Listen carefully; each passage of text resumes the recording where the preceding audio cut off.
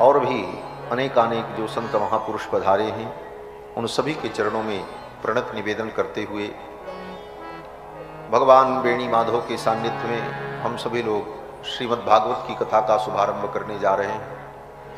ये तीर्थराज प्रयाग की भूमि पृथ्वी का वैकुंठ है, ये धरती का वैकुंठ है। हमारे आचार्य भगवत पाद श्री रामानुजाचार्य के यात्रा के क्रम में पूज्य भगवत पाद आदि रामानुजाचार्य जी ने तीर्थराज प्रयाग में आकर के वेणु माधव भगवान का पूजन किया और तीर्थराज प्रयाग में निवास किया। जहाँ जहाँ भगवान श्री रामानुजाचार्य ने अपनी यात्रा के दौरान जा जाकर भक्ति का विस्तार किया, उन समस्त तीर्थों का एक ही श्लोक में हमारे आचार्य जन स्मरण करते हैं। श्रीरंगम करिशैलमज्जन गिरिम शेषाद्र सिंहाचलम श्रीकूर्मं पुरुषोत्तमं च बदरी नारायणं नैमिषम् श्रीवद्वारवती प्रयाग मथुरायोध्या गया पुष्करम शालग्राम निवासिनो विजयते रामानुजोयम मुनि। भगवान रामानुज मुनि ने इन समस्त तीर्थों में भ्रमण करके दक्षिण से उत्तर तक भक्ति का विस्तार किया, सारे संसार के प्राणियों को प्रपत्ति का मार्ग बताया और भगवान की शरणागति में समस्त प्राणियों का अधिकार है। इस दृष्टि से संपूर्ण भारतवर्ष को एक सूत्र में बांधने का कार्य भगवत पाद श्री रामानुजाचार्य जी ने किया। उन्हीं श्री रामानुजाचार्य जी की ये पवित्र परंपरा, जिस परंपरा से जुड़कर हम लोग भी अपने आप को धन्य मानते हैं कि ऐसे महान आचार्य की परंपरा में हम जुड़े हुए। वयम तो श्रृंखला लग्नाः रामानुज दयानिधे। दयानिधि अत्यंत उदार भगवत पाद आचार्य श्री रामानुज के श्रृंखला में, उनकी कड़ी में हम जुड़े हुए हैं। यही हमारे लिए सबसे बड़ा अवलंब है और यही हमारा सबसे बड़ा बल। जैसे जंजीर से जंजीर जुड़ी हो तो उस जंजीर से कोई भी चीज बांध करके आप खींच सकते हैं, उसी प्रकार भगवत पाद श्री रामानुजाचार्य की जो श्रृंखला है, जंजीर है, उस श्रृंखला में हम भी जुड़े हैं और भगवान श्री रामानुजाचार्य के संबंध से हम सब लोग खींच करके वहीं वैकुंठ भगवान के चरणों में पहुंचे। यही आचार्याभिमान हमारे श्री संप्रदाय में उपदेश के रूप में दिया जाता है। आचार्य संबंध ही जीव के उद्धार का परम साधन है और निश्चित साधन है। ऐसी पावन प्रयाग की भूमि में जहां पर हमारे पूर्वाचार्य ने आकर साधना की, जिनके चरण पड़े, ऐसे आचार्यों के द्वारा सेवित यह दिव्य तीर्थराज प्रयाग और भगवान श्री रघुनंदन ने जहां तीर्थराज प्रयाग में निवास किया, भरद्वाज मुनि के आतिथ्य को स्वीकार करके, ऐसी ये पावन भूमि श्री भरत जी महाराज जहां आकर के संपूर्ण अयोध्या वासियों के सहित विश्राम करते हैं और भरद्वाज मुनि के आतिथ्य को स्वीकार करते हैं, ऐसी पावन भूमि ये प्रयाग भूमि, जहां पर गंगा जमुना सरस्वती कलकल प्रवाहित हो रही हैं, जिनकी अविरल धारा में जल के रूप में स्वयं भगवान माधव विराजमान हैं। पूज्य आचार्य चरण ने कहा, ये 12 माधव के द्वारा संरक्षित तीर्थराज प्रयाग, जिसमें एक माधव जल माधव, जल माधव गंगा जमुना के इस पावन जल में ही, जल रूप में ही माधव विद्यमान, ये जल ही माधव है। जैसे हमारी अयोध्या में सरयू जी जो प्रवाहित होती हैं, उनके विषय में भगवान शंकर कहते हैं, अयोध्या च परम ब्रह्म सरयू सगुण पुमान, अयोध्या पर ब्रह्म है। सरयू जी सगुण ब्रह्म हैं, जल रूप में ब्रह्म ही प्रवाहित हो रहे हैं। उसी प्रकार तीर्थराज प्रयाग में ये गंगा जमुना की जो अविरल धारा है, ये जल रूप में भगवान ही प्रवाहित हो रहे हैं, ब्रह्मद्रव है। शास्त्र में गंगा और जमुना, इन पवित्र नदियों के जल को ब्रह्मद्रव कहा गया है। जब गंगा का नाम आता है, गंगा की महिमा गाई जाती, तो कहते हैं गंगा कौन है? बोले ब्रह्मद्रवा है। ब्रह्मद्रवा का मतलब ब्रह्म परमात्मा ही द्रवीभूत होकर लिक्विड फॉर्म में प्रवाहित हो रहे हैं। जैसे बर्फ पिघल करके पानी बन जाए, उसी प्रकार ब्रह्म ही पानी बन करके गंगा और जमुना के रूप में यहां प्रवाहित हो। इसलिए जल माधव, और जल माने बोले जल एव माधव, जल ही माधव है। जले माधव, ऐसी व्युत्पत्ति भी हो सकती है कि उस जल में माधव है इसलिए जल माधव, परंतु इससे भी ज्यादा रसपूर्ण अर्थ है कि जल एव माधव। ये गंगा जमुना का जो जल त्रिवेणी का है, यही माधव है, जल ही माधव। क्यों? बोले जल शब्द का अर्थ होता है, दो अक्षर है, ज और ल।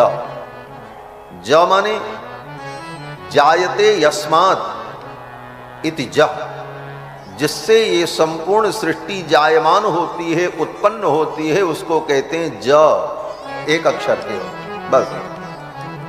और ल का अर्थ कहते हैं लीयते यस्मिन, जिसमें संपूर्ण सृष्टि लीन हो जाती है, उसको कहते हैं ल। और ज और ल दोनों मिलकर के क्या हुआ? बोले परब्रह्म परमात्मा, जिससे संपूर्ण सृष्टि उत्पन्न होती है और जिनमें लय को प्राप्त हो जाता है। और यही लक्षण बताते हुए भागवत का शुभारंभ होता है। भागवत का पहला शब्द क्या है? जन्माद्यस्य यतोन्वयादितरतश्चार्थे सुभिज्ञ स्वराट, तेने ब्रह्म हृदय आदि कवये मुह्यन्ति यत्सूरयः, तेजो वारि मृदाम यथा विनिमयो यत्र त्रिसर्गो मृषा, धाम्ना स्वेन सदा निरस्त कुहकम सत्यम परम धीमहि। ये भागवत का प्रथम श्लोक है। और इस प्रथम श्लोक की प्रथम पंक्ति के प्रथम शब्द में वेद व्यास जी यही कहते हैं, ब्रह्म कौन? परमात्मा कौन जिसका हम ध्यान करने जा रहे हैं? सत्यम परम धीमहि, वो परम सत्य कौन है? तो कहते हैं जन्माद्यस्य यतः, जिससे सारी सृष्टि जन्म लेती है और जिसके द्वारा पालित होती है और अंत में जिसमें लय को प्राप्त हो जाती है, वो परमात्मा। तो जल शब्द का जो अर्थ है, उसी अर्थ को लेकर भागवत का शुभारंभ होता। भागवत वहीं से शुरू होती। और ऐसी पावन भूमि त्रिवेणी का ये तट, जहां पर हैं तो तीन सरिताएं, गंगा जमुना सरस्वती, लेकिन दिखती केवल दो हैं, गंगा और जमुना, सरस्वती दिखती नहीं। शास्त्रकार कहते हैं कि उभयोः संगमम यत्र, जहां पर गंगा जमुना दोनों का संगम होता है, उभयोः संगमम यत्र तत्र लुप्ता सरस्वती। सरस्वती उसी में रहती है लेकिन लुप्त रहती है, दिखाई नहीं पड़ती, उसी में छिपी रहती, उसी में सरस्वती। जैसे वेणी होती है, वेणी माने ये माताएं अपने केश को जो गूंथती हैं, अब तो केश गूंथने की परंपरा भी धीरे धीरे खत्म हो रही है।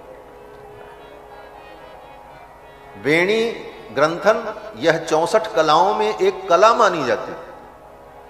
64 प्रकार की कला में केशों को अनेक प्रकार से गूंथकर श्रृंगार करना, यह एक कला है, वेणी ग्रथन जिसको कहा जाता है। तो माताएं जो चोटी बनाती हैं उसी को वेणी कहते हैं। और वो वेणी बनती कैसे? बोले बालों के बराबर 3 भाग कर लेती हैं माताएं, फिर उन तीनों को एक के ऊपर एक ऐसे करते करते गूंथती चली जाती हैं, तो वेणी बन जाती। लेकिन जब वेणी बन करके तैयार होती है तो उस चोटी को, वेणी को आप चाहे आगे से देखो चाहे पीछे से देखो, 2 ही धारा उसमें दिखाई पड़ती है, तीसरी नहीं दिखाई पड़ती। उस वेणी में दो ही धारा दिखती है, एक इधर से आई, एक इधर से बाल आ रहे हैं, इधर से बाल आ रहे हैं, लेकिन बनाते समय तीन को मिलाकर के बनाई जाती, दिखती दो ही। तो जिस प्रकार केश के तीन भागों को मिलाकर के वेणी ग्रथन होता है लेकिन दिखता दो ही भाग है, उसी प्रकार गंगा जमुना सरस्वती तीन धाराओं को मिलकर के ये त्रिवेणी बनती है, लेकिन गंगा और जमुना का प्रत्यक्ष दर्शन होता है और वो तीसरी धारा उन्हीं दोनों के बीच में विलुप्त रहती। उभयोः संगमम यत्र तत्र लुप्ता सरस्वती। जैसे वेणी में दो धारा दिखती है, तीसरी भी उसी में रहती है, लेकिन कहाँ है वो दिखती नहीं, अलग से नहीं दिखती। उसी प्रकार यह त्रिवेणी संगम परम पावन भूमि तीर्थराज प्रयाग, सतीर्थराजो जयति प्रयागः, ये तीर्थों के राजा हैं महाराज। और राजा के यहाँ तो सबको हाजिरी लगानी पड़ती, राजा के दरबार में सबको आना पड़ता है, और ये तीर्थराज प्रयाग हैं, समस्त तीर्थों के राजा हैं। और माघ में पूज्य महाराज श्री ने, खटला पीठाधीश्वर पूज्य महाराज श्री ने अपने उद्बोधन में कहा, माघ मकर गत रवि जब होई, तीरथ पति आव सब होई। देव धनुज किन्नर नर श्रेणी, सादर मज्जहि सकल त्रिवेणी। देवता गंधर्व यक्ष किन्नर सब यहां आते हैं और ऐसे अवसर पर गंगा जमुना में स्नान करते हैं, त्रिवेणी में डुबकी लगाते हैं। इस समय ये प्रयाग की भूमि माघ के महीने में देवमय हो जाती है। किस रूप में कहां कौन देवता घूम रहा है ये किसी को पता नहीं। इसलिए तीर्थ में आओ, प्रयाग के ऐसे अवसर पर आओ तो किसी का अनादर मत करो। पता नहीं वो देवता हो, कोई गंधर्व हो, किन्नर हो, यक्ष हो, किसी का अनादर मत करो, किसी के साथ दुर्व्यवहार मत करो, किसी की निंदा मत करो, किसी की आलोचना मत करो। सबके अंदर उस दिव्य देवत्व का दर्शन करो। सी राम मैं सब जग जानी, करहु प्रणाम जोरी जुग पानी। ऐसे तीर्थराज प्रयाग में माघ के इस महीने में हम सभी लोग श्रीमद् भागवत महापुराण की कथा सुनने सुनाने का उपक्रम कर रहे हैं।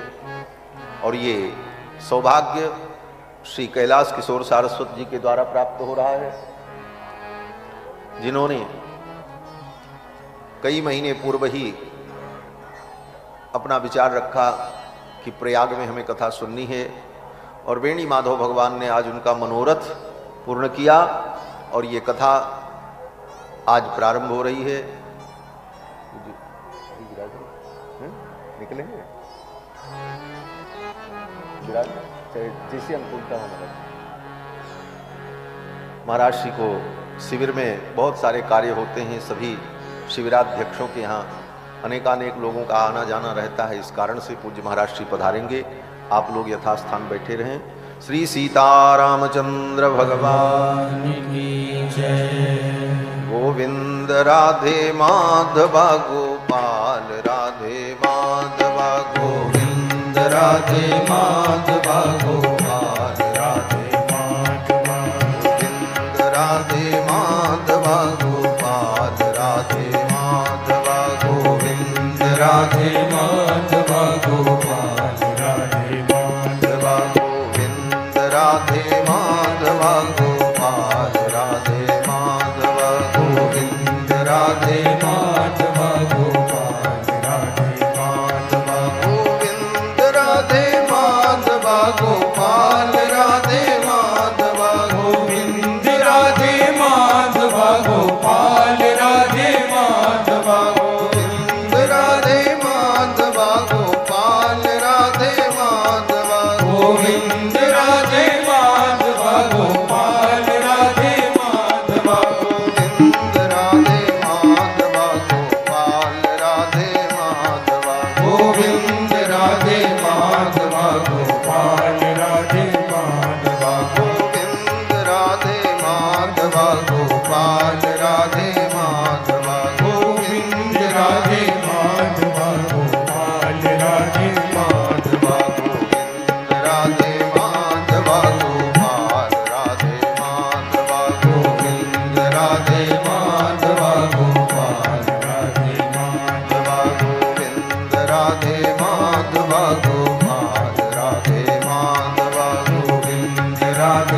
माधवा गोपाल राधे माधवा गोपाल राधे माधवा गोविंद राधे माधवा गोपाल राधे माधवा गोविंद राधे माधवा। श्री गोविंद भगवान की जय। भगवान की महती कृपा से हम सभी लोग श्रीमद् भागवत महापुराण की पावन चर्चा में प्रवृत्त हो रहे हैं। ये श्रीमद् भागवत महापुराण 18 पुराणों में उसी प्रकार श्रेष्ठ है जिस प्रकार नदियों में गंगा श्रेष्ठ है। श्री सूत जी महाराज कहते हैं कि निम्नगानाम यथा गंगा, जिस तरह निम्नगानाम यथा गंगा, नदी को निम्नगा कहते हैं। नदी का एक पर्याय है निम्नगा। निम्नगा का मतलब जो नीचे की तरफ जाती।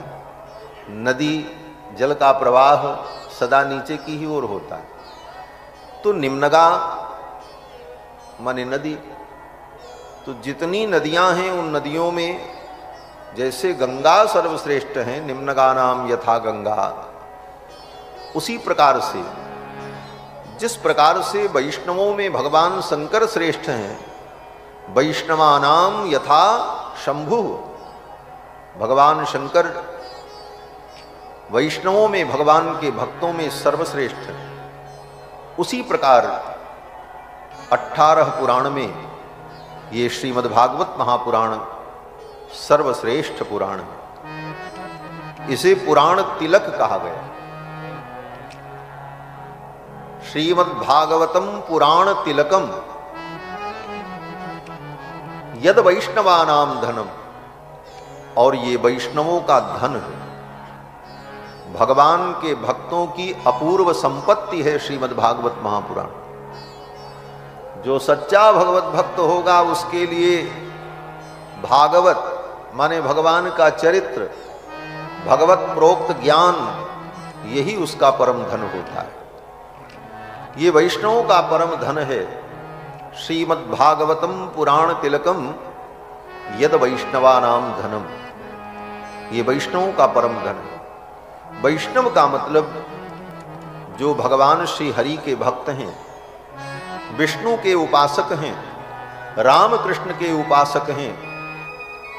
और उपासना तो सभी सबकी करते हैं, परंतु वैष्णव का मतलब है जो भगवान विष्णु को और भगवान विष्णु के जितने अवतार हैं उन अवतारों को परम तत्व के रूप में, परतत्व के रूप में स्वीकार करता हो, और तद अतिरिक्त, उनके अतिरिक्त जो अन्य देवी देवता हैं उनको भगवान के ही अंगभूत रूप में स्वीकार करता हो, उसको वैष्णव कहते हैं। वो वैष्णव होता है। वैष्णव का मतलब कि परतत्व में उसे संदेह न हो। परतत्व क्या है? परतत्व माने श्रेष्ठ तत्व। परब्रह्म परमात्मा कौन? बोले भगवान श्री हरि। और उनके अतिरिक्त इंद्र कुबेर ब्रह्मादि के जो देवता हैं ये क्या हैं? बोले ये सब उनके अंग हैं, उनके परिकर हैं। भगवान परम तत्व हैं। इस सिद्धांत को जो अपने हृदय में दृढ़ कर ले और इस प्रकार से सिद्धांत को मानकर भगवान की उपासना में लगा रहे, उसको वैष्णव कहते हैं। वो वैष्णव है, उसे वैष्णव कहा जाए। तो अब मुख्य बात यह है कि परतत्व क्या है? परम तत्व भगवान हैं, श्री हरि हैं। इसका दृढ़ अध्यवसाय, दृढ़ अध्यवसाय माने दृढ़ निश्चय हृदय में हो जाए, वह वैष्णव है। और इसी निश्चय को दृढ़ करने के लिए श्रीमद् भागवत महापुराण, श्रीमद् भागवत महापुराण में परम तत्व के रूप में भगवान श्री नारायण को, भगवान कृष्ण को ही वेदव्यास जी ने प्रतिपादित किया। परम तत्व भगवान और वही सच्चिदानंद रूप है। तो ये श्रीमद् भागवत महापुराण वैष्णवों का परम धन है। और वैष्णव का स्वरूप क्या है? वैष्णव भक्ति होती कैसे है और वैष्णव का आचरण कैसा होना चाहिए, इन सब विषयों का प्रकाश श्रीमद् भागवत महापुराण के द्वारा होता है। और तत्त स्थलों पर इन समस्त विषयों का प्रतिपादन वेद व्यास जी ने भागवत के माध्यम से किया है। ज्ञान विज्ञान के साथ साथ भक्ति की महिमा को और शरणागति की महिमा को वेद व्यास जी ने भागवत में समझाया है। हमारे यहाँ हजारों वर्षों से ये परंपरा है कि श्रीमद् भागवत महापुराण की कथा हम अनुष्ठान पूर्वक सुनते हैं और विशेष करके पितरों के उद्धार के लिए, पितरों के कल्याण के लिए श्रीमद् भागवत महापुराण की कथा का अनुष्ठान करते हैं। पितरों का कल्याण हो ये अच्छी बात है, लेकिन पितरों के उद्धार से ज्यादा महत्वपूर्ण स्वयं का उद्धार भी है, अपना भी उद्धार हो। क्यों? बोले जब अपना उद्धार हम स्वयं न कर सके तो हमारा उद्धार दूसरा कौन करेगा? इसलिए आत्म उद्धार का भी प्रयत्न होना चाहिए। पितरों का उद्धार भी आत्म उद्धार से ही होता है। जिसके कुल में एक वैष्णव उत्पन्न हो जाए और भगवान का परम भक्त हो जाए, उसकी 21 पीढ़ी तर जाती है, उसके पितर अपने आप तर जाते हैं। प्रहलाद जी से नरसिंह भगवान यही कहते हैं, त्रिहि सप्तभि पिता पूत पितृभिः सह तेन घ। हे प्रहलाद, तुम्हारे जैसा वैष्णव भक्त जिस कुल में उत्पन्न हो जाए उसकी 21 पीढ़ी तर जाती है। तो पितरों के भी उद्धार का यही उपाय है कि आप भगवान की भक्ति में लग जाओ, भगवान की उपासना में लगकर वैष्णव होकर भगवान के चिंतन में भजन में लगे रहो, तो आपके पितरों का भी उद्धार हो जाएगा। जब घर में कोई वैष्णव पैदा होता है, कोई वैष्णव बनता है, ये देखो शब्द का प्रयोग कुछ जगहों पर मजबूरी में करना पड़ता है। वैष्णव बनता है ये कहना तार्किकों के लिए विवाद का विषय बन जाता है। वैष्णव बनना तो नहीं पड़ता, कारण कि हम वैष्णव हैं, ये संपूर्ण सृष्टि ही वैष्णव है। जो विष्णु से उत्पन्न है उसी को तो वैष्णव कहते, और ये संपूर्ण सृष्टि भगवान से ही उत्पन्न है। बड़े बड़े विद्वान, चाहे वो शैव हो, चाहे शाक्त हो, चाहे वैष्णव हो, चाहे सौर हो, चाहे गाणपत्य हो, किसी भी संप्रदाय के महापुरुष जब संकल्प करते हैं तो यही कहते हैं, विष्णुर विष्णुर विष्णु श्रीमद्भगवतो महापुरुषस्य विष्णोराज्ञया प्रवर्तमानस्य। ये संपूर्ण सृष्टि भगवान विष्णु की आज्ञा से प्रवर्तमान हो रही है, ये उनके द्वारा उत्पन्न है, उनके द्वारा पालित और रक्षित है। तो सारी सृष्टि ही वैष्णव है,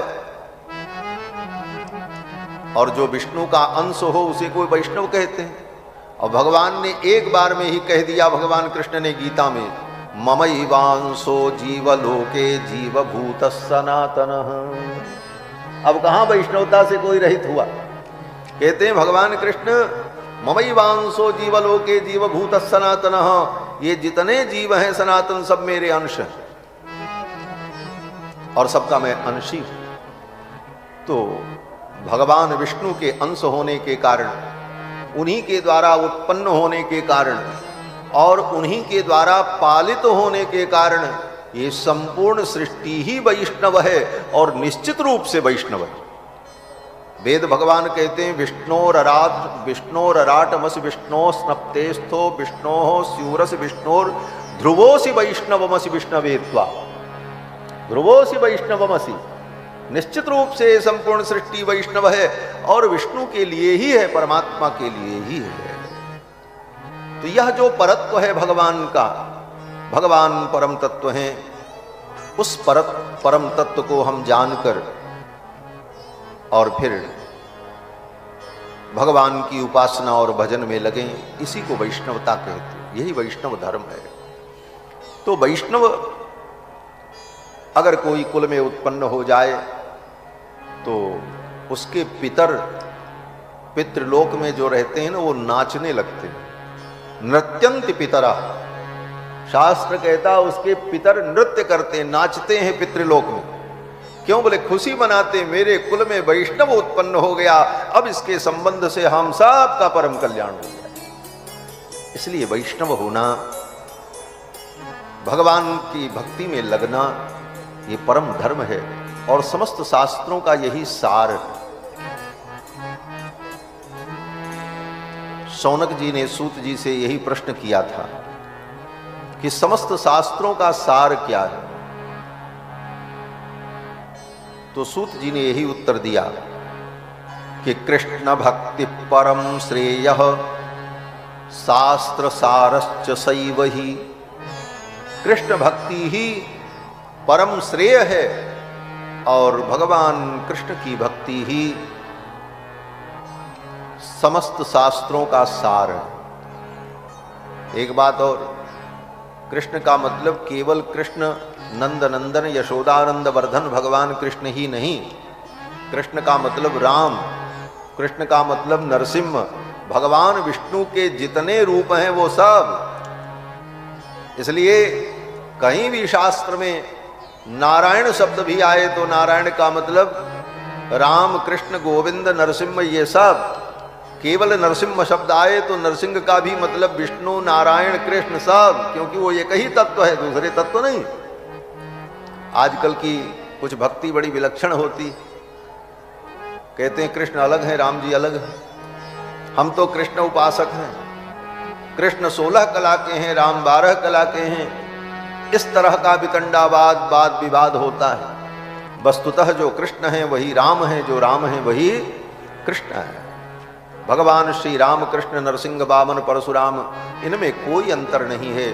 एक ही परमात्मा अनेक रूपों में, एकम सद्विप्रा बहुधा वदन्ति के अनुसार अनेक रूपों में भगवान अनेक रूप रूपाय विष्णवे प्रभ विष्णवे। तो उन भगवान की भक्ति यही समस्त शास्त्रों का सार है। कृष्ण भक्ति परम श्रेयः शास्त्र सारश्च सैव ही। और श्रीमद् भागवत महापुराण इन्हीं विषयों का प्रतिपादन करता है। भक्ति की भावना हमारी दृढ़ हो, इसी का प्रतिपादन भागवत के अनेकानेक उपाख्यान और कथाओं के माध्यम से होता है। हमारी भक्ति नाचने लग जाए, हमारी भक्ति नर्तन करने लग जाए और ज्ञान वैराग्य हमारा दृढ़ हो जाए, यही भागवत का उद्देश्य है। इसीलिए भागवत के प्रारंभ में महात्म्य में ज्ञान वैराग्य और भक्ति के उपाख्यान को महात्म्य के रूप में सुनाया जाता है। पद्म पुराण में वेदव्यास जी ने श्रीमद् भागवत महापुराण के महात्म्य का वर्णन किया है। श्रीमद् भागवत महापुराण की महिमा पद्म पुराण में गाई है। भागवत की महिमा भागवत में ही बता देते वेदव्यास जी। जब इतनी बड़ी भागवत लिखे, 335 अध्याय, 12 स्कंद, 18,000 श्लोक, तो 6 अध्याय महात्म्य जो वेदव्यास जी पद्म पुराण में वर्णन करते हैं उसको भी भागवत में ही जोड़ देते। क्या दिक्कत? तो कहते हैं अगर भागवत में महात्म्य को जोड़ देते तो एक व्यावहारिक समस्या होती कि भागवत स्वयं अपनी महिमा का वर्णन करेगा तो उसकी महिमा प्रकट नहीं होगी। आप स्वयं अपनी महिमा और अपनी गुणवत्ता बताने लग जाओ तो आपको देख करके लोग हंसेंगे, लेकिन आपकी महिमा कोई दूसरा जब गाएगा तब लोग कहेंगे अरे वाह क्या बात है, ये तो ऐसे है। उसी प्रकार भागवत की महिमा अगर भागवत में ही वेदव्यास जी कह देते तो वो महत्व न होता जो महत्व पद्म पुराण में और ब्रह्मवैवर्त पुराण में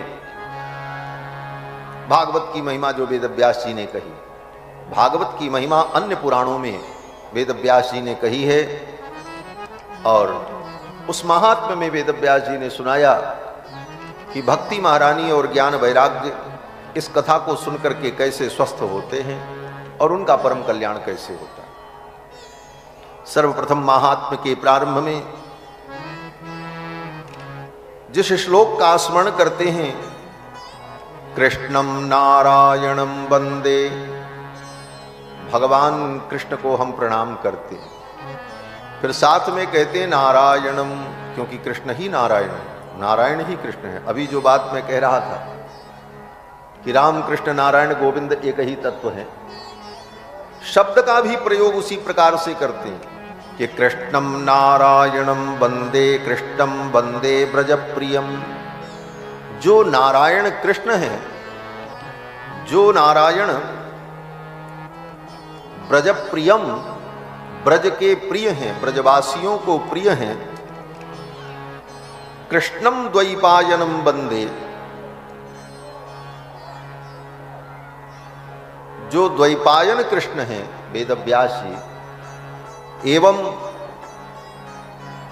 कृष्णम वंदे प्रथासुतम, और जो प्रथा के पुत्र हैं पार्थ, वह भी कृष्ण ही है, क्योंकि नर नारायण ही तो कृष्ण और अर्जुन के रूप में अवतरित हुए। तो इन सबको एक तत्व के रूप में अनुभव करते हुए प्रणाम किया। और फिर कहते हैं सच्चिदानंद रूपाय विश्वोत्पत्त्यादि हेतवे तापत्रय विनाशाय श्री कृष्णाय वयम नुमः। ये बड़ा प्रसिद्ध श्लोक है श्रीमद् भागवत के महात्म्य का, और सभी लोग जो कथा श्रवण करते हैं, भगवान की भक्ति में जिनकी रुचि है, ऐसे लोगों को भी यह श्लोक संभवतः याद ही रहता है।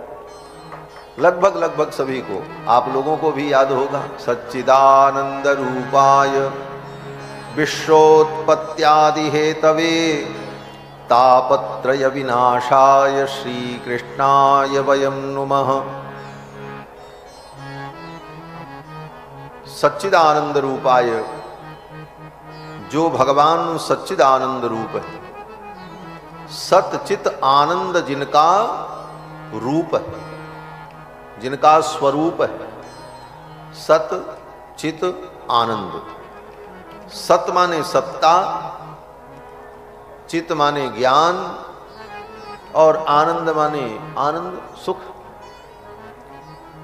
तो अनंत सत्ता, अनंत ज्ञान और अनंत आनंद ही जिनका स्वरूप है, सतचित आनंद, ऐसे भगवान सच्चिदानंद। सच्चिदानंद जिनका रूप है, ऐसे भगवान को हम प्रणाम करते हैं। सच्चिदानंद रूपाय,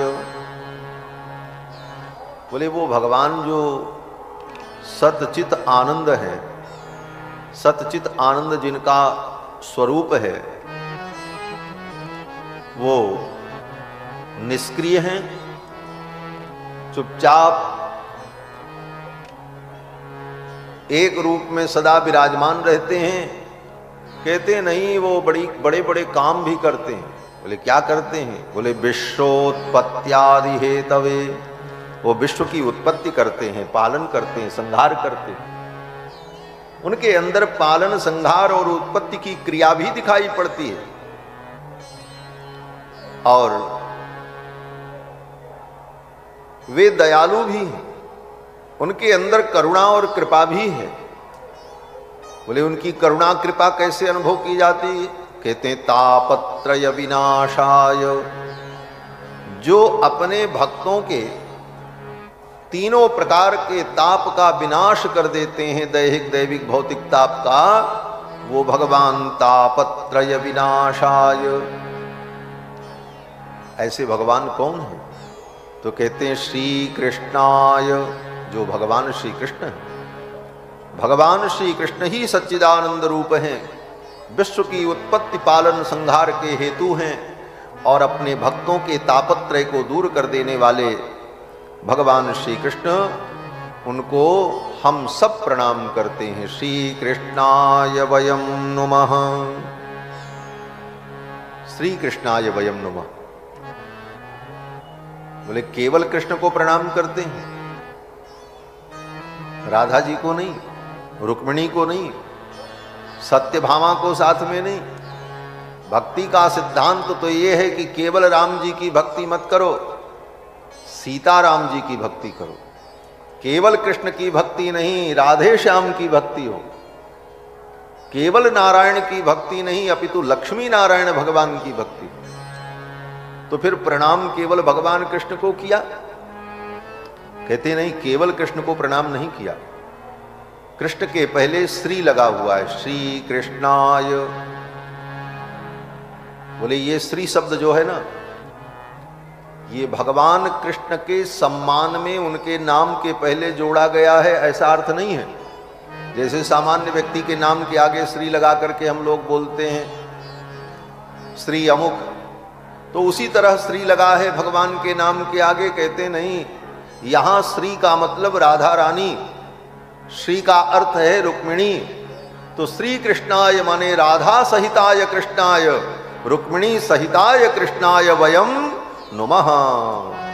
रुक्मिणी राधा के सहित कृष्ण को हम प्रणाम करते। बोले तब भी बात नहीं बनी। क्यों? बोले कृष्णावतार में तो भगवान की अनेक पत्नियां हैं और सब श्री का ही स्वरूप हैं, श्री जी के ही सारे रूप हैं। रुक्मिणी, सत्यभामा, जाम्बवती, कालिंदी, मित्रविंदा, सत्या, भद्रा, लक्ष्मणा, ये सब भगवान की जो पत्नियां हैं ये सब श्री जी हैं। तो फिर इतनी श्री के सहित भगवान कृष्ण को प्रणाम करना चाहिए था। बोले फिर तो बड़ी लंबी बात हो जाएगी। क्यों? बोले 16,108 पत्नियां हैं भगवान कृष्ण की और सब श्री जी का ही स्वरूप हैं। तो उन सब का नाम अगर लेना होगा तो श्री श्री श्री श्री श्री श्री श्री 16,108 बार कहो, तब कहो कृष्णाय नमः। बोले महाराज तो श्री कहते कहते तो सवेरे से शाम हो जाएगी, फिर कृष्णाय नमः कब होगा? तो कहते हैं देखो व्याकरण में बड़ी शक्ति है।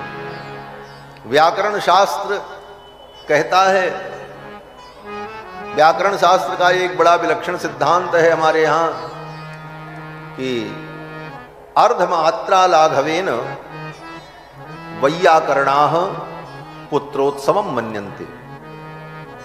अगर कोई बात कहनी है और उस बात को कहने के लिए शब्द का प्रयोग, अक्षरों का प्रयोग आप कर रहे हैं, तो अगर अपनी बात कहने में आधा अक्षर कम बोलना पड़े और बात कही जा सके, तो वो आधा अक्षर भी बचा लेना बुद्धिमानी। ये व्याकरण सिद्धांत। वैयाकरण लोग कहते हैं कि अर्धमात्रा लाघवेन, आधा मात्रा कम बोलना पड़े और काम चल जाए, तो वैयाकरण लोग बड़े खुशी मनाते हैं, सुख प्रसन्न होते हैं। किस बात की खुशी मनाते हैं? तो कहते हैं अर्धमात्रा लाघवेन वैयाकरणाः पुत्रोत्सवम मन्यन्ते। किसी के घर में बेटा हो तो जितनी खुशी होती है, वैयाकरण सोचता है आधा अक्षर कम बोलना पड़े और काम चल जाए तो एक बेटा पैदा होने के बराबर खुशी मनाता है। ये वैयाकरणों का सिद्धांत है। तो अब श्री श्री श्री श्री श्री श्री 16,108 बार श्री कहो तब कृष्ण कहो। और अगर एक बार श्री कहने से 16,108 श्री का बोध हो जाए तो फिर वो 16,107 बार श्री बोलने की क्या जरूरत है? बचत हो जाएगी अपनी, पुत्रोत्सव का आनंद हो जाएगा। तो कहते ये कैसे हो जाएगा? कहते व्याकरण का सिद्धांत। क्या सिद्धांत है? बोले जब एक ही समान शब्द एक ही अर्थ में अनेक बार प्रयुक्त होते हैं तो उसमें एक शेष विधि होती है। एक शेष विधि का मतलब कि एक को छोड़ करके जितने होते हैं सबका लोप हो जाता है, वो वहां से हट जाते हैं। एक ही बचता है और उसी में वो सारे जितने लोप हुए शब्द उन सब का अर्थ ग्रहण हो जाता है। तो 16,107 श्री जो है वो हटा दी गई, एक श्री रखा, उसी एक श्री में 16,108 श्री का भाव अनुभव किया गया और हो गया श्री कृष्णाय वयम नुमः। कहा तो जाएगा श्री कृष्णाय वयम नुमः, लेकिन उसका अर्थ होगा बोले 16,108 पत्नियों के सहित कृष्ण को मैं प्रणाम करता हूं। मैं प्रणाम करता हूं नहीं, हम प्रणाम करते हैं। अहम नहीं कहे, वयम, श्री कृष्णाय वयम नुमः। वयम माने हम सब। हम सब कौन? बोले श्रोता और वक्ता दोनों प्रणाम करते हैं। भगवान की कथा प्रारंभ हो तो वक्ता श्रोता दोनों को चाहिए कि वो भगवान के चरणों में प्रणाम करे। इसीलिए कहते हैं तापत्रय विनाशाय श्री कृष्णाय वयम नुमः। भगवान को प्रणाम किया और फिर नैमिषारण्य में सूत सौनक संवाद होता है और उसी सूत सौनक संवाद से ये कथा गतिमान होती है। कलयुग के प्रारंभ में, द्वापरांत में 88,000 शौनकादि मुनि नैमिषारण्य में एकत्रित हुए सत्संग करने के लिए। नैमिषारण्य सतयुग का तीर्थ है। नैमिषारण्य चक्र के द्वारा चक्रांकित है, वहां पर चक्र तीर्थ है। नैमिषारण्य के जो वृक्ष हैं उस जंगल के, वे सब वृक्ष भगवान के स्वरूप हैं। सब तीर्थों में भगवान के स्वरूप भिन्न भिन्न रूपों में रहते हैं। जैसे बद्रीनाथ धाम में जाओ तो वहां पर नर नारायण पर्वत के रूप में ही भगवान विराजमान है। नर नारायण पर्वत है। अभी चर्चा आई थी तीर्थराज प्रयाग में भगवान माधव जल के रूप में विराजमान है, जल माधव। उसी प्रकार से नैमिषारण्य में वन के रूप में, वृक्ष के रूप में ही भगवान विराजमान है। नैमिषारण्य के जितने वृक्ष हैं, जितने लता गुल्म है, उनकी पत्तियां हैं, शाखाएं हैं, वो स्वयं भगवान हैं। नैमिषारण्य ही भगवान का स्वरूप है। और भगवान का एक नाम भी निमिष है। निमिषो निमिषस्सग्गी व्राचस्पतिरुदारधि अग्रणी ग्रामणी नेता न्यायो नेता समीरणः। विष्णु सहस्त्र नाम में भगवान का एक नाम भी है निमिष। तो नैमिषारण्य भगवान का ही स्वरूप है। उस नैमिषारण्य की पावन धरती पर 88,000 शौनकादि मुनि सत्संग करने के लिए एकत्रित हुए, क्योंकि कलयुग आने वाला था। ये कलयुग के प्रारंभ में ये मुनि लोग सत्संग करने के लिए एकत्रित हुए नैमिषारण्य में। यही वर्णन हर पुराण में आता कि सारे मुनि सत्संग करने के लिए एकत्रित हुए, कलयुग आने वाला था। इसका मतलब बोले ये बड़ा सुंदर संकेत है हमारे आपके लिए कि कलयुग से अगर बचना है तो सत्संग में बैठ जाओ। अगर सत्संग में रहोगे तो कलयुग के प्रभाव से बचे रहोगे। आज भी जो लोग सत्संग करते हैं, जो संत समाज में बैठते हैं, संतों की वाणी सुनते हैं, आज भी उनके ऊपर कलयुग का प्रभाव नहीं है। और जो सत्संग से दूर हैं, उन्हीं के जीवन में कलयुग का प्रभाव दिखाई पड़ता है। कलयुग के जितने दोष हैं उन्हीं के जीवन में दिखाई पड़ते हैं, अनाचार, पापाचार, व्यभिचार। लेकिन जो सत्संगी हैं वो कलयुग में रह करके भी कलयुग के प्रभाव से बच जाते हैं। तो कलयुग के प्रभाव से बचने का यही एक उपाय है कि अधिक से अधिक समय हमारा सत्संग में बीते। और दीर्घ काल तक सत्संग करने के लिए महर्षियों ने नैमिषारण्य में समागम किया। सब आए और सूत जी महाराज के चरणों में बैठकर उन्होंने निवेदन किया कि आप कृपा करके हमें कथा सुनाओ। नैमिषे सूतमासीनम अभिवाद्य महामतिम। नैमिषारण्य में विराजमान सूतम, जो सूत जी महाराज हैं, अभिवाद्य महामतिम, उन महामती सूत जी का अभिवादन किया, उनको प्रणाम किया।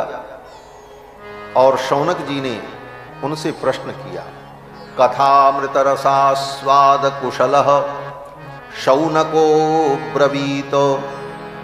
इस श्लोक में वक्ता और श्रोता उन दोनों का लक्षण भी बता दिया। वक्ता कौन है? बोले सूत जी। और श्रोता कौन है? बोले शौनक जी।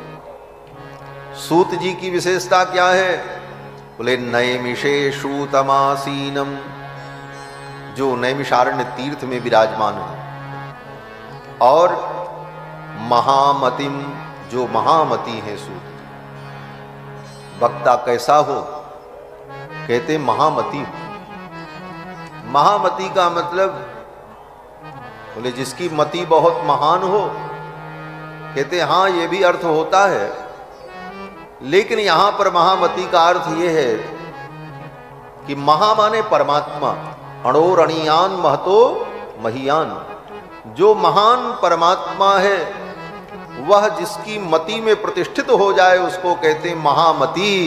जिसने अपनी मति में परमात्मा को प्रतिष्ठित कर लिया, जिसकी बुद्धि ने उस परमात्मा को समझ लिया, स्वीकार कर लिया और अपनी बुद्धि में दृढ़ निश्चय कर लिया परमात्मा के विषय में, ऐसी मति जिसकी हो गई है वो कौन है? बोले महामतिम, वो महामती। ऐसे महामती कौन है? बोले सूत जी महाराज। और प्रश्न करने वाले शौनक जी कौन है? इनकी विशेषता क्या? बोले ये तो श्रोता है। श्रोता को कैसा होना चाहिए? तो कहते हैं कथामृत रसास्वाद कुशलः, जो भगवान के कथामृत का रसास्वादन करने में कुशल हो। भगवान के कथामृत का रसास्वादन करने की कुशलता क्या है? बोले इस रस को जो गंभीरता से, धैर्य पूर्वक इस रस का जो पान करे, इसका आस्वादन करे, और बार बार आस्वादन करने पर भी उसे तृप्ति न हो, वही इस रस के स्वाद को समझता है। कथामृत रसास्वाद कुशलः, वही इस कथामृत रसास्वाद को करने में, आस्वादन करने में कुशल है। ऐसे कौन? बोले शौनक जी महाराज। यहां शौनक कहा। शौनक जी ऋग्वेद की एक शाखा के प्रवर्तक आचार्य हैं। ऋग्वेद की एक शाखा के प्रवर्तक आचार्य हैं शौनक जी, वेदज्ञ हैं, लेकिन सूत जी के चरणों में बैठकर भगवान की कथा सुनते। कितना सुंदर संकेत है। सकल विद्याओं में आप निष्णात हो जाओ, लेकिन भगवान की मंगलमयी गुण गाथा अगर कोई सुनाता है तो विनम्रता पूर्वक चरणों में बैठकर उस गाथा को श्रवण करना चाहिए। शौनक जी महाराज सूत जी के चरणों में बैठकर इस कथा को सुन रहे। सूत जी पौराणिक हैं, शौनक जी वेद की एक शाखा के प्रवर्तक आचार्य हैं, लेकिन सूत जी जब कथा सुनाते हैं तो शौनक जी उनके चरणों में प्रणाम करते हैं और विनम्रता पूर्वक बैठकर कथा श्रवण करते हैं। प्रश्न किया, शौनक जी ने प्रश्न किया सूत जी से। प्रश्न से ही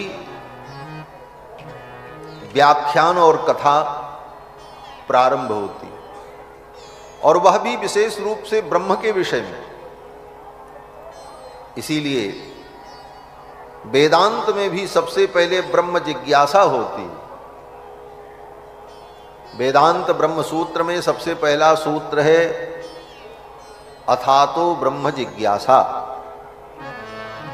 और ये कहने के बाद तब आगे ब्रह्म परमात्मा क्या है इसका वर्णन किया। तो पहले जिज्ञासा उत्पन्न हो। जब तक जिज्ञासा उत्पन्न नहीं होगी, जब तक व्यक्ति जिज्ञासु नहीं बनेगा, जब तक उसके अंदर जानने की इच्छा पैदा नहीं होगी, तब तक वो परमात्मा को जान नहीं सकता। चाहे कोई कितना भी जनाए, दिन भर आपके सामने परमात्मा के विषय में वर्णन किया जाए, लेकिन जब तक स्वयं आपके अंदर उस तत्व को जानने की इच्छा नहीं उत्पन्न होगी, तब तक उस ब्रह्म का बोध नहीं हो सकता। इसलिए ब्रह्म जिज्ञासा होना बड़ा जरूरी है। ब्रह्म जिज्ञासा, तत्व जिज्ञासा बड़ी महत्वपूर्ण है। तत्व जिज्ञासा कम होती है, केवल धर्म को, भौतिक उपलब्धियों को पाने के लिए ही लोग साधन के रूप में समझते हैं और वही करते हैं। 99% लोग धर्म का मतलब यही समझते हैं कि धर्म कर्म कर लो तो हमारा कल्याण होता रहेगा। दुनिया में सुख से जिएंगे, हमारे नाती पोता बेटा बेटी सब सुखी रहेंगे, यही धर्म का फल लोग समझते हैं। वस्तुतः धर्म का फल है कि धर्म का आचरण करके तत्व जिज्ञासा उत्पन्न हो, और तत्व जिज्ञासा उत्पन्न होने पर तत्व को श्रवण करके हम उस तत्व को जान लें, और जब जान लेंगे तो तब जो भक्ति होगी वह भक्ति परम भक्ति होगी। जाने बिनु न होई प्रतीति, बिनु प्रतीति हो ही नहीं प्रीति, प्रीत बिना नहीं भगत दृढ़ाई, जिम खगेश जल के चिकनाई।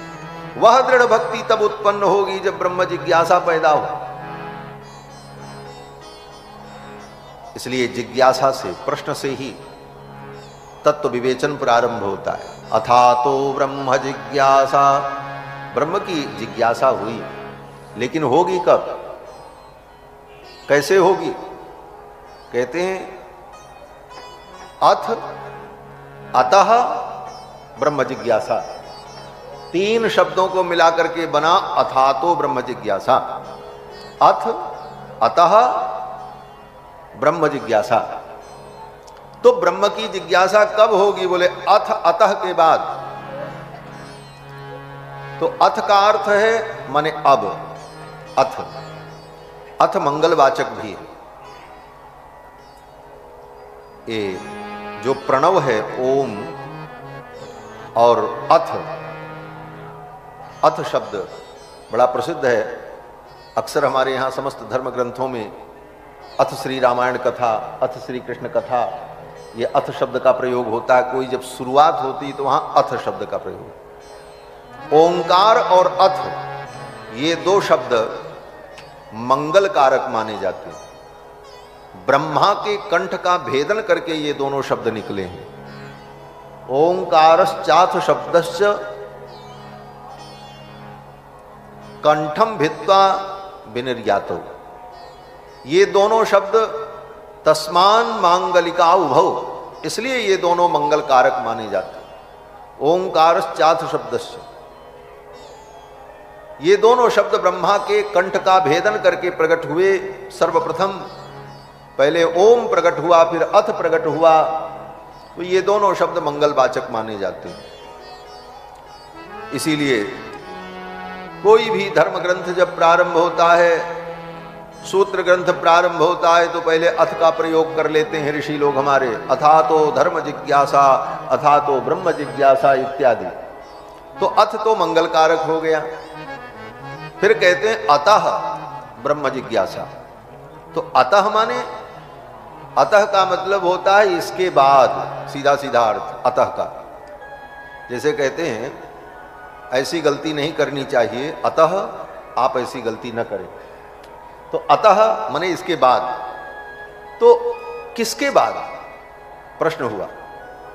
अथ अतः ब्रह्म जिज्ञासा, अब इसके बाद ब्रह्म जिज्ञासा हुई। तो ब्रह्म जिज्ञासा के पहले क्या था जिसके बाद ब्रह्म जिज्ञासा हुई? तब उस अतः की व्याख्या जब आचार्य लोग करते हैं तो कहते हैं कि संसार में जितना धर्म कर्म हमने किया, दान यज्ञ तप तीर्थ और अनेकानेक मंत्र जप उपासना, उससे हमने जो सांसारिक फल पाया कर्म के द्वारा, धन मिला, संपत्ति मिली, पुत्र मिला, यज्ञ यागादि का फल स्वर्ग मिले, तो कहते हैं इन सब को करके यह विचार उत्पन्न होगा। क्या विचार? बोले जैसे संसार में किए गए कर्मों का फल नष्ट हो जाता है,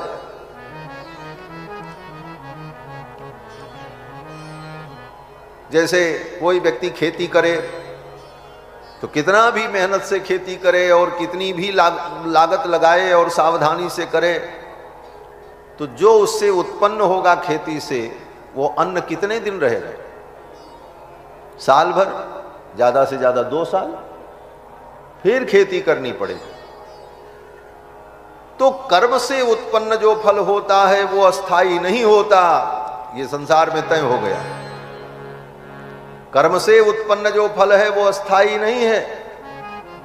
तो बड़े बड़े यज्ञ आगादि कर्मों को जो हम करते हैं उससे भी जो फल उत्पन्न होगा वो अस्थाई नहीं होगा, ये तर्क हुआ। बोले तब बोले तो कर्म के द्वारा उत्पन्न जो है फल नाशवान होता है, तो ऐसे नाशवान फल को हम प्राप्त करते रहे।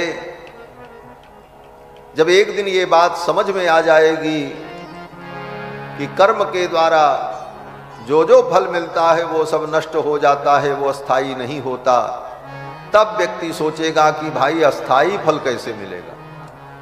निश्चित आनंद और अनंत आनंद सदा के लिए वो आनंद सुख कैसे मिलेगा।